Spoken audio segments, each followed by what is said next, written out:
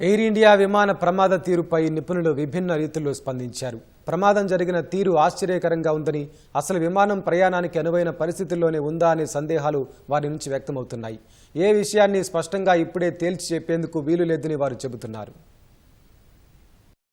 అహ్మదాబాద్లోని సర్దార్ వల్లభాయ్ పటేల్ అంతర్జాతీయ విమానాశ్రయంలో కూలిన ఎయిర్ ఇండియా విమానం సరైన స్థితిలో ఉన్నట్టు కనిపించడం లేదని అమెరికాకు చెందిన నిపుణులు అనుమానం వ్యక్తం చేస్తున్నారు. ప్రాథమికంగా ఈ ప్రమాదం ఆశ్చర్యకరంగా ఉందనేది వారి వాదన. అహ్మదాబాద్లో కూలిన విమానం బోయింగ్ డ్రీమ్ లైనర్ శ్రేణి లోహ విహంగాలు 2009 నుంచి సేవలందించడం ప్రారంభించాయి. అప్పటి నుంచి కూలిన ఘటన ఒక్కటి లేదని విమానయాన భద్రతా నెట్వర్క్ గణాంకాలు చెబుతున్నాయి. అహ్మదాబాద్లో ప్రమాదానికి గురైన విమానం ప్రయాణానికి అనువైన స్థితిలో ఉందా అన్నదే ఈ దుర్ఘటనపై దర్యాప్తు పరిశోధకులు అడిగే తొలి ప్రశ్న అని వైమానిక భద్రతా విషయాల నిపుణుడు జాన్ ఎం కాక్స్ అన్నారు. వాషింగ్టన్ డీసీలోని సేఫ్టీ ఆపరేటింగ్ సిస్టమ్స్ సంస్థకు సీఈఓగా ఆయన వ్యవహరిస్తున్నారు. ప్రమాదానికి సంబంధించిన చిత్రాలను గమనిస్తే విమానం టేకాఫ్ చేసే సమయంలో కీలక పాత్ర పోషించే స్లాట్లు, ఫ్లాప్ల అమరిక సరిగా ఉందా అన్న ప్రశ్న తలెత్తుతోందని అభిప్రాయపడ్డారు. ప్రమాద ఘటనకు సంబంధించిన వీడియోను పరిశీలిస్తే ముక్కు భాగం పైకి లేచి ఉన్న స్థితిలో ఉండగానే విమానం నేలపైకి వాలిపోయినట్లు స్పష్టమవుతోందని కాక్స్ తెలిపారు.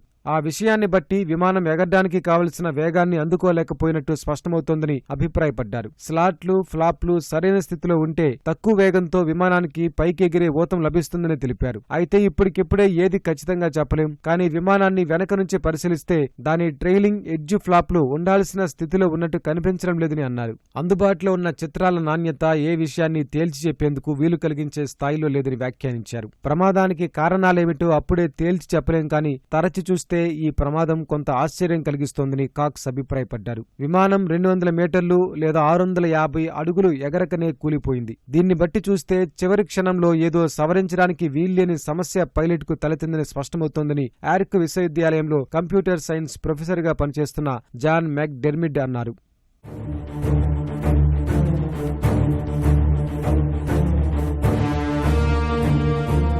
జెట్ విమానాలకు అనేక ప్రత్యామ్నాయ బ్యాకప్ ఏర్పాట్లు ఉంటాయి. ఒకే ఇంజిన్ సాయంతో పైకి ఎగరగలిగే ఏర్పాటు అందులో ఒకటి. అందుకే ఈ ప్రమాదం అసాధారణంగా కనిపిస్తోందని ఆయన అభిప్రాయపడ్డారు. ప్రమాద ఘటనపై ఒక్కొక్కరి వాదనలు ఒక్కోలా ఉన్నాయి. విమానాన్ని పక్షులు ఢీకుని ఉండే అవకాశం ఎక్కువగా ఉందని మరికొందరు నిపుణులు చెబుతున్నారు. అతి సున్నితమైన విమాన భాగాలను పక్షులు ఢీకొన్నప్పుడు ఇంజన్లు విఫలమై విమానం కూలిపోతుందని అంటున్నారు. ఈ ప్రమాదానికి పక్షి ఢీకొనడమే ప్రధాన కారణమయ్యే అవకాశాలు ఎక్కువగా ఉన్నాయని దాదాపు 2 దశాబ్దాల పాటు బోయింగ్ విమానాలు నడిపిన అనుభవం ఉన్న మాజీ పైలట్ తెలిపారు. ప్రాథమికంగా పరిశీలిస్తే పక్షులు ఢీకొట్టడంతో విమానంలోని 2 ఇంజన్లు విఫలమై ఉండొచ్చుననిపిస్తోంది. టేకాఫ్ సరిగా జరగలేదు. పైకి వెళ్లాల్సిన విమానం ఒక్కసారిగా కిందకు కుంగినట్లు వీడియోలో కనిపిస్తోంది.